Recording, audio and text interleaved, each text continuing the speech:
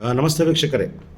ಸಾಗರಕ್ಕೆ ಇವತ್ತು ದರ್ಶನ್ ಪುಟ್ಟಣ್ಣಯ್ಯವರು ಆಗಮಿಸಿದ್ದಾರೆ. ಅವರು ಬಂದಿರುವ ಕಾರಣ ಸರ್ಕಾರ ಇವತ್ತು ಶರಾವತಿ ಪಂಪ್ಡ್ ಸ್ಟೋರೇಜ್ ಎಂಬ ಒಂದು ಯೋಜನೆಯನ್ನು ಮಾಡಲಿಕ್ಕೆ ಹೊರಟಿದೆ. ಅದು ಪರಿಸರ ವಿರೋಧಿ, ಜನ ವಿರೋಧಿಯಾಗಿರುವ ಈ ಹಿನ್ನೆಲೆಯಲ್ಲಿ ಅದಕ್ಕಾಗಿ ಆಗಮಿಸಿದ್ದಾರೆ. ಈ ಸಂದರ್ಭದಲ್ಲಿ ಅವರು ಕೂಡ ಇತ್ತೀಚೆಗಷ್ಟೇ ಸರ್ವೋದಯ ಪಕ್ಷದ ಅಧ್ಯಕ್ಷರು ಕೂಡ ಆಗಿದ್ದಾರೆ. ಹಾಗಾಗಿ ಅವ್ರ ಜೊತೆಗೆ ಒಂದು ಪುಟ್ಟ ಸಂದರ್ಶನವನ್ನು ಚಾರ್ವಾಕ ಸುದ್ದಿವಾಹಿನಿ ಮಾಡ್ತಾಯಿದೆ. ಸರ್ ನಮಸ್ತೆ. ನಮಸ್ಕಾರ ಸರ್, ಈಗ ಸರ್ವೋದಯ ಪಕ್ಷದ ರಾಜ್ಯ ಅಧ್ಯಕ್ಷರು ನೀವು. ಈಗ ಮುಂದಿನ ದಿನಗಳಲ್ಲಿ ಪಕ್ಷ ಸಂಘಟನೆ ಯಾವ ಥರ ಮಾಡ್ತೀರಾ? ಪಕ್ಷ ರಾಜಕೀಯವಾಗಿ ಒಂದು ರಾಜಕೀಯ ಪಕ್ಷವಾಗಿ ಯಾವ ರೀತಿ ನೀವು ಸಂಘಟನೆಯನ್ನು ಕಟ್ತೀರಾ ಸರ್? ನಮಸ್ಕಾರ.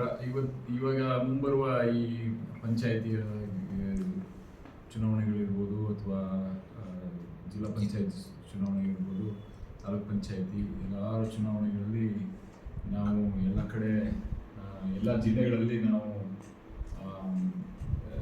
ಸ್ಪರ್ಧೆ ಮಾಡಬೇಕು ಅನ್ನೋ ನಿಟ್ಟಿನಲ್ಲಿ ಈಗ ಮೊನ್ನೆ ತಾನೇ ನಮಗೆ ಒಂದು ಹಿರಿಯರೆಲ್ಲ ಸೇರ್ಕೊಂಡು ಇದೊಂದು ಜವಾಬ್ದಾರಿನ ವಹಿಸಿದ್ದಾರೆ. ಅದಕ್ಕಾಗಿ ಪ್ರತಿ ಜಿಲ್ಲೆಯಲ್ಲೂ ಹೋಗಿ ಯಾವ ಥರ ಸಂಘಟನೆ ಮಾಡಬೇಕು ಮತ್ತು ನಮ್ಮ ಪದಾಧಿಕಾರಿಗಳನ್ನು ಯಾವ ಥರ ನಾವು ಅಲ್ಲಿ ಕಟ್ಟಬೇಕು, ಪ್ಲಸ್ ನಮ್ಮದೇ ಆದಂಥ ತಂಡಗಳನ್ನು ಕಟ್ಟಬೇಕು. ಎಲ್ಲಿ ಮೊದಲನೇದಾಗಿ ನಾವು ಮಾಡ್ತಾ ಇರೋದು, ಎಲ್ಲಿ ಯಾವ ಜಿಲ್ಲೆಯಲ್ಲಿ ನಾವು ರೈತ ಸಂಘಟನೆ ಬಲವಾಗಿದೆ ಮತ್ತು ದಲಿತ ಸಂಘರ್ಷ ಸಮಿತಿ ಜೊತೆ ಕೆಲಸ ಮಾಡ್ತಿರೋದ್ರಿಂದ ಎಲ್ಲಿ ಬಲವಾಗಿದ್ದಾರೆ ಆ ಭಾಗಗಳಲ್ಲಿ ನಾವು ಮೊದಲು ಶುರು ಮಾಡ್ತೀವಿ ಕೆಲಸ. ಅದರಿಂದ ಅದಾದಮೇಲೆ ಬೇರೆ ಭಾಗಗಳಿಗೆ ಹೋಗಿ ನಾವು ಯಾವ ಥರ ಸಂಘಟನೆ ಮಾಡಬೇಕು ಅಂತ ಯೋಚನೆ ಮಾಡಿದ್ದೀವಿ. ಸರ್, ಈಗ ಭಾಳ ಮುಖ್ಯವಾಗಿ ಚುನಾವಣೆ ಸ್ಪರ್ಧೆ ಮಾಡ್ತೀರಾ ಅಂತ ಈ ಜಗತ್ತು ಕಂಡಂಥ ಶ್ರೇಷ್ಠ ರೈತ ನಾಯಕ ನಂಜುಂಡಸ್ವಾಮಿಯವರು ಮತ್ತು ನಿಮ್ಮ ತಂದೆ ಪುಟ್ಟಣ್ಣನವರು ಅಂಥವರು ಹೋರಾಟಗಳನ್ನು ಮಾಡಿ ಜನರ ನಡುವೆ, ರೈತರ ನಡುವೆ ಇದ್ದು ಹೋರಾಟಗಳನ್ನು ಮಾಡಿದರೂ ಕೂಡ 2-3 ಸೀಟ್ ಗೆಲ್ಲಲಿಕ್ಕೂ ಆಗಿಲ್ಲ. ಆದರೆ ನಿಮಗೆ ಈ ಯಾವ ಥರದ ಆತ್ಮವಿಶ್ವಾಸ ಇದೆ ಈ ಹೊತ್ತಿನಲ್ಲಿ? ಈಗ ನಾವು ತಳಮಟ್ಟದಿಂದ ಅವಾಗಿಂದ ನೀವು ಹೇಳ್ದಂಗೆ ಅವರೆಲ್ಲ ತುಂಬ ಎತ್ತರದ ಲೀಡರ್ಸ್ ಎಲ್ಲ ಅವ್ರು ತುಂಬ ಹೋರಾಟಗಳನ್ನು ಮಾಡಿ ಜನರಿಗೆ ಬದುಕು ಕಟ್ಟಿಕೊಟ್ಟಂಥವರು. ಅವರು ಏನು ಮಾರ್ಗದರ್ಶನ ತೋರಿಸಿದ್ರು ಅದೇ ರೀತಿ ಮಾರ್ಗದರ್ಶನದಲ್ಲೇ ನಾವು ಈವಾಗಲೂ ಪ್ರತಿ ಹಳ್ಳಿಗಳಲ್ಲೂ ಸಂಘಟನೆ ಮಾಡ್ತೀವಿ. ಜೊತೆಗೆ ಈಗಿನ ಸಮಸ್ಯೆಗಳನ್ನು ಮುಂದಿಟ್ಕೊಂಡು ನಾವು ನಮ್ಮ ಪಕ್ಷನ ಸಂಘಟನೆ ಮಾಡ್ತೀವಿ. ಮತ್ತೆ ಈಗೇನು ಪರ್ಯಾಯ ರಾಜಕಾರಣ ಬೇಕು ಎಲ್ಲ ಕಡೆ ಅನ್ನೋದು ಕೂಗು ಕಂಡು ಬರ್ತಾ ಇರೋಂಥದ್ದು ನಿಮ್ಗೆ ಗೊತ್ತಿರೋಂಥದ್ದೇ. ನಾವು ಬರೀ ಪರ್ಯಾಯ ರಾಜಕಾರಣ ಮಾಡ್ತೀವಿ ಅಂತ ಹೇಳಿದೆ, ಯಾವ ಥರ ಮಾಡ್ತೀವಿ ಅನ್ನೋದನ್ನು ನಾವು ಇವಾಗಿಂದನೇ ಹೇಳಬೇಕು ಅನ್ನೋದು ನಮ್ಮ ಇನಿಷಿಯಲ್ ಡಿಸ್ಕಷನ್ಸ್ ಮಾಡಿದಾಗ ಅದನ್ನು ಪ್ರಸ್ತಾಪ ಮಾಡಿದ್ವಿ. ಏಕೆಂದರೆ ಬರೀ ಮಾಡ್ತೀವಿ ಅಂತ ಹೇಳೋದ್ರ ಬದಲು ಯಾವ ಥರ ಮಾಡ್ತೀವಿ, ಅದರಲ್ಲಿ ಈಗ ಇದು ಸರಿ ಇಲ್ಲ ಅದು ಸರಿ ಇಲ್ಲ ಅನ್ನೋ ಬದಲು ಅದು ಸರಿ ಇಲ್ಲ ಅನ್ನೋದಕ್ಕೆ ಸೊಲ್ಯೂಷನ್ ಏನು ಅನ್ನೋದನ್ನು ನಾವು ಹೇಳಲೇಬೇಕಾಗುತ್ತೆ. ಅಥವಾ ಗೊತ್ತಿಲ್ಲ ಅಂದರೆ ನಮಗೆ ಆ ಸೊಲ್ಯೂಷನ್ ಗೊತ್ತಿಲ್ಲ, ಆದರೆ ಪ್ರಾಮಾಣಿಕ ಪ್ರಯತ್ನ ಮಾಡ್ತೀವಿ ಅನ್ನೋದ್ರ ಬಗ್ಗೆ ಹೇಳಬೇಕಾಗುತ್ತೆ. ಈ ಅಂಶಗಳನ್ನು ಇಟ್ಕೊಂಡು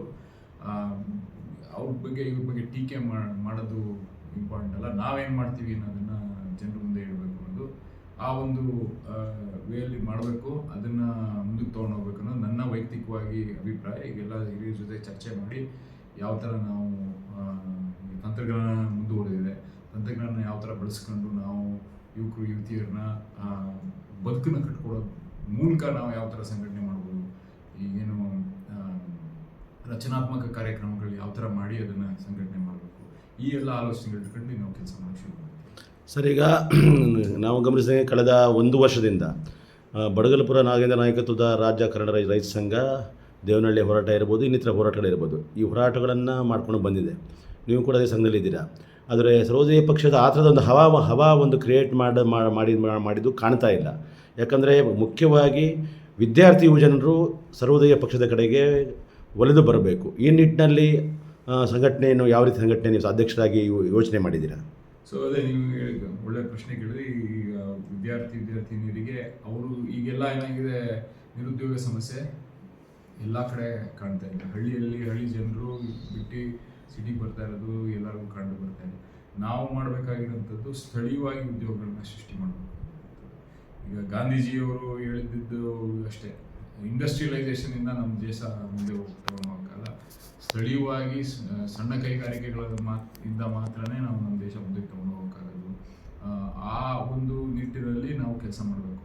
ಅದನ್ನು ಮುಂದಿಟ್ಕೊಂಡು ಯಾವ ಥರ ಯುವಕರು ಯುವತಿಯರಿಗೆ ಮುಂದಿನ ಪೀಳಿಗೆಗೆ ಯಾವ ಥರ ಅವರು ಉದ್ಯೋಗಗಳನ್ನು ಸೃಷ್ಟಿ ಮಾಡಬೇಕು, ಮಾರುಕಟ್ಟೆಯಲ್ಲಿ ಎಲ್ಲಿದೆ, ಮಾರುಕಟ್ಟೆ ಯಾವ ಥರ ಸೃಷ್ಟಿ ಮಾಡಬೇಕು, ಅದಕ್ಕೆ ಆದಂಥ ಏನು ತಂತ್ರಜ್ಞಾನ ಯಾವ ಥರ ಬೆಳೆಸಬೇಕು, ಆ ಮಾರುಕಟ್ಟೆ ಉತ್ಪನ್ನಗಳನ್ನು ಮತ್ತೆ ಯಾವ ಥರ ಮ್ಯಾನುಫ್ಯಾಕ್ಚರ್ ಮಾಡಬೇಕು, ಅಲ್ಲಿ ಬೆಳೆ ಬೆಳೀತಾ ಇದ್ದೀವಿ ಅದನ್ನ ಆಧಾರಿತವಾಗಿ.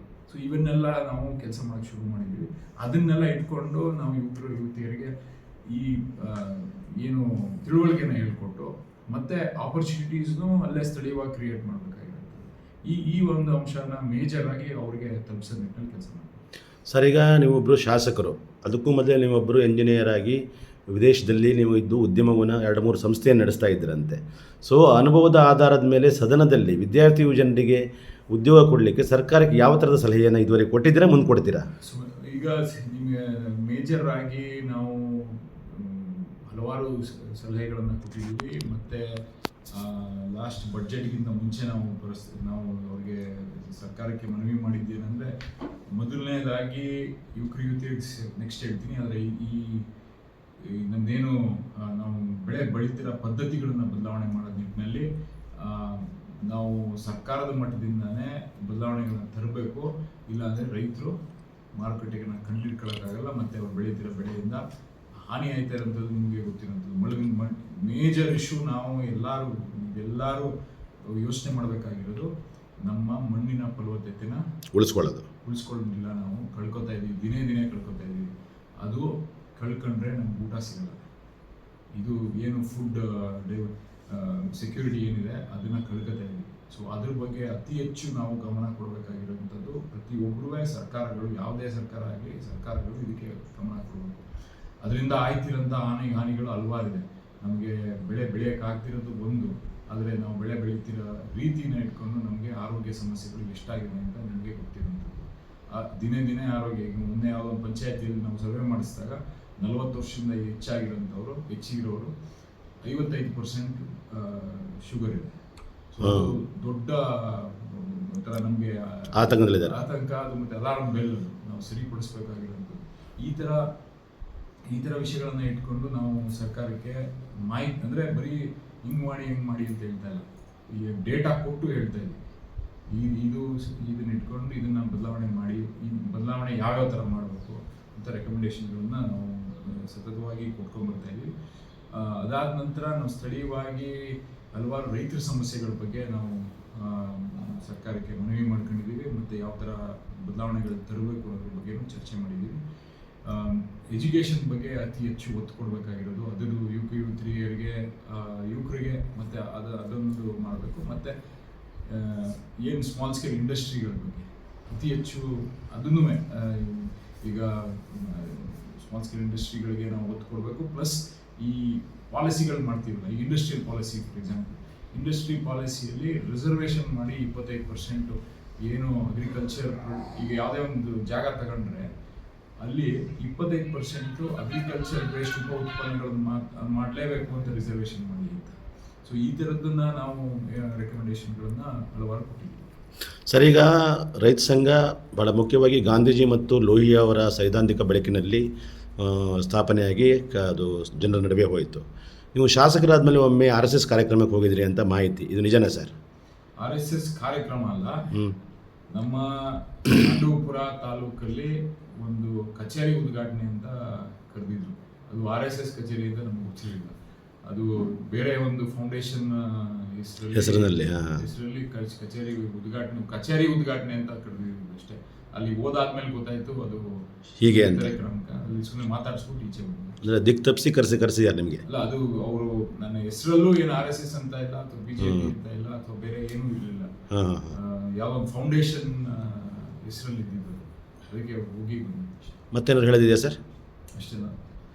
ನಮಸ್ಕಾರ, ನಾನು ಚಾರ್ವಾಕ ರಾಘವೇಂದ್ರ, ಪ್ರಧಾನ ಸಂಪಾದಕ, ಚಾರ್ವಾಕ ಸುದ್ದಿವಾಹಿನಿ.